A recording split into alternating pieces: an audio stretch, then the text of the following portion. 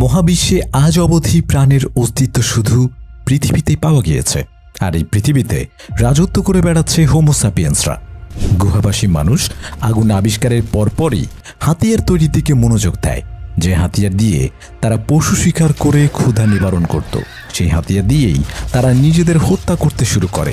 এই হানাহানি নতুন পৃথিবীর কোনো আবিষ্কার নয়। আদিম মানুষ যে পাথরের হাতিয়ার তৈরি শুরু করেছিল, আধুনিক মানুষ সেটা অগ্রসর করে ব্যাপক বিধ্বংসী অস্ত্রের দিকে নিয়ে গেছে। পৃথিবীতে রাজনৈতিক ভারসাম্য রক্ষার জন্য শক্তিশালী অর্থনীতির পাশাপাশি সামরিকভাবেও শক্তিশালী হতে হয়। এই নীতির দিকে লক্ষ্য রেখে অর্থনীতিতে অনেক ভঙ্গুর দেশও তাদের অস্ত্র ভাণ্ডার সমৃদ্ধ করে যাচ্ছে। যুদ্ধের ইতিহাস পর্যালোচনা করলে আমরা দেখতে পাই, পৃথিবী খুব কম সময়ে যুদ্ধ বিগ্রহহীন ছিল।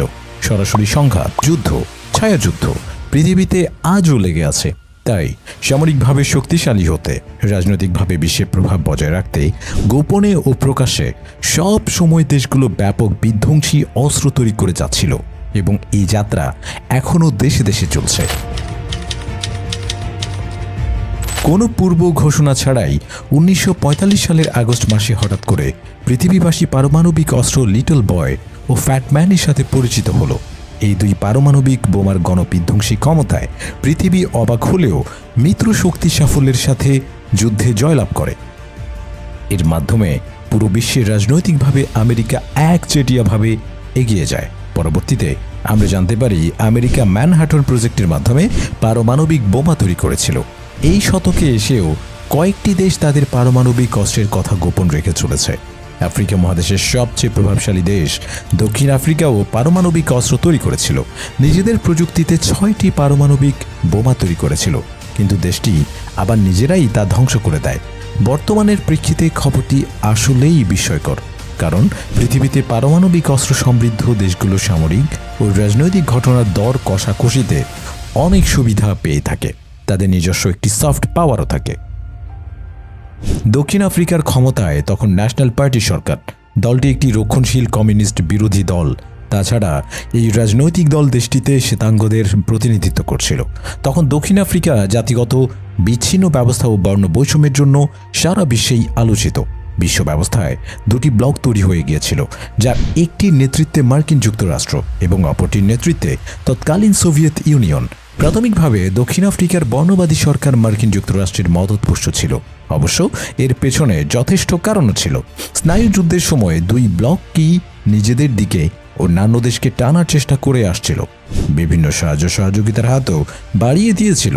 1965 সালে দক্ষিণ আফ্রিকার প্রথম পারমাণবিক চুল্লি নির্মাণে মার্কিন সরকার এগিয়ে আসে। তারা পারমাণবিক অস্ত্রের জন্য সমৃদ্ধ ইউরেনিয়ামও সরবরাহ করে। কিন্তু বিশ্বব্যাপী নিন্দিত বর্ণবাদী সরকারের সাথে মার্কিন যুক্তরাষ্ট্রের কোনো আনুষ্ঠানিক সম্পর্ক ছিল না। একই সাথে তখন সোভিয়েত ইউনিয়ন আফ্রিকার দেশগুলোতে কমিউনিজম প্রতিষ্ঠার জন্য কাজ করে যাচ্ছিল। কমিউনিজম বিরোধী আফ্রিকায় সরকার হয়তো চিন্তা করেছিল যে বিপদের দিনে যুক্তরাষ্ট্রের কাছ থেকে যথেষ্ট সহায়তা আসবে না। 1968 সালে পারমাণবিক অস্ত্র বিস্তার রোধ সংক্রান্ত চুক্তি NPT বিশ্বের দেশগুলোর স্বাক্ষরের জন্য উন্মুক্ত করা হয়। তখন দক্ষিণ আফ্রিকা তাতে স্বাক্ষর করতে অস্বীকৃতি জানায়, ফলে বিশ্বব্যাপী এক চাপের মুখে পড়ে দেশটি। বর্ণবাদের কারণে পশ্চিমা দেশগুলোর সমর্থন পাচ্ছিল না দক্ষিণ আফ্রিকা। তাই দেশটি ভীত ছিল সোভিয়েত ইউনিয়নের সাথে সরাসরি সামরিক সংঘাত কিংবা যুদ্ধ শুরু নিয়ে। যদি এরকমই ঘটে, তাহলে আমেরিকা তথা পশ্চিম ইউরোপীয় দেশগুলোর কাছ থেকে সে সময় সাহায্য হয়তো পাওয়া যাবে না। এজন্য তারা নিজেরাই পারমাণবিক অস্ত্র তৈরির সিদ্ধান্ত নেয়।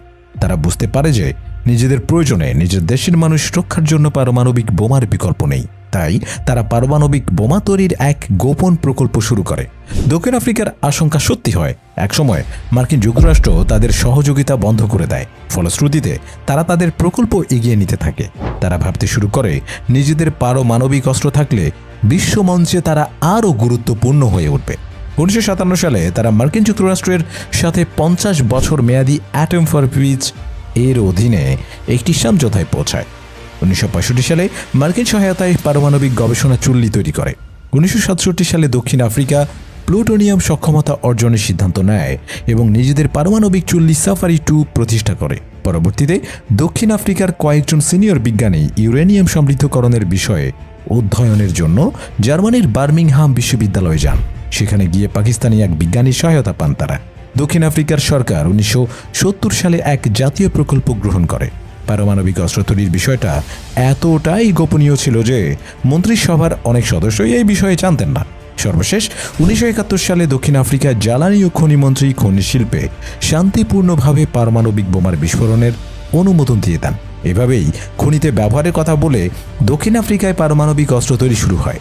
সময়ের প্রেক্ষিতে দক্ষিণ আফ্রিকা জাপানের হিরোশিমার ধরনের 6টি পারমাণবিক বোমা তৈরিতে সক্ষম হয় এবং সপ্তম বোমাটি প্রায় অর্ধেক তৈরি হয়ে যায়। পরে বিশ্ববাসী জানতে পারে যে দক্ষিণ আফ্রিকা 1979 সালেই পারমাণবিক অস্ত্রধারী দেশে পরিণত হয়ে গিয়েছিল। যেসব উদ্দেশ্য সামনে রেখে দক্ষিণ আফ্রিকা পারমাণবিক শক্তিধর হতে চেয়েছিল, সেসব উদ্দেশ্য নিজেই হাসিল হতে চলেছে। এক সংবাদ মাধ্যমকে দেয়া সাক্ষাৎকারে FW ডি ক্লার্ক পারমাণবিক শক্তিধর হতে চাওয়ার মূল কারণগুলো বলেন। সেসবের মাঝে আছে আফ্রিকায় সোভিয়েত ইউনিয়নের সম্প্রসারণবাদ নীতি, আফ্রিকায় দেশে দেশে স্বাধীনতাকামীদের সোভিয়েত অস্ত্র সহায়তা, প্রশিক্ষণ, হাজার হাজার সৈন্য মোতায়েনের জন্য অর্থায়ন। তাছাড়া বর্ণ বৈষম্যের কারণে দক্ষিণ আফ্রিকা পুরো পৃথিবীতেই ছিল নিন্দিত। কিন্তু যদি সবগুলো প্রশ্নের উত্তর একসাথে সমাধান হয়ে যায়, তবে আর এই মারণাস্ত্রের দরকারই বা কোথায়? 1989 সালে সোভিয়েত ইউনিয়ন ভেঙে গেল। কিউবান সৈন্য অ্যাঙ্গোলা থেকে এক চুক্তির মাধ্যমে ফিরে গেল। বন্ধ হয়ে গেল সোভিয়েত ইউনিয়নের সম্প্রসারণবাদ। বার্লিন প্রাচীরের পতন হলো। দক্ষিণ আফ্রিকার রাজ্য নামিবিয়া স্বাধীন দেশে পরিণত হলো। কমিউনিজমের প্রভাব নিয়ে আফ্রিকাকে আর চিন্তা করতে হলো না। অনেকে মনে করেন বর্ণবাদী সরকারের তৈরি করা পারমাণবিক অস্ত্র পরবর্তী অন্য কোন সরকারের হাতে চলে যাক, এটা তারা চাননি। তাই পরবর্তী সরকার আসার পূর্বেই পারমাণবিক বোমাগুলো ধ্বংস করা হয়।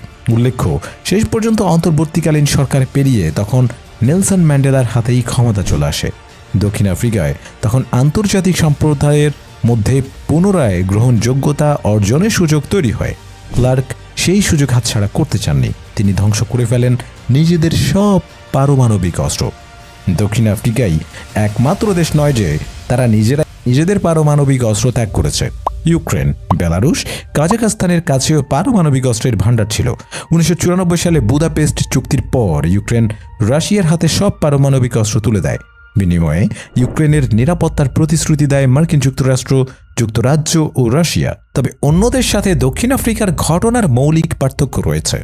দক্ষিণ আফ্রিকাই একমাত্র দেশ যারা নিজেরা পারমাণবিক বোমা তৈরি করেছিল এবং রক্ষণাবেক্ষণেও সক্ষম ছিল। অপরদিকে সাবেক সোভিয়েত ইউনিয়নের দেশগুলো অনেকটা বাধ্য হয়েই পারমাণবিক অস্ত্র ফিরিয়ে দিয়েছিল।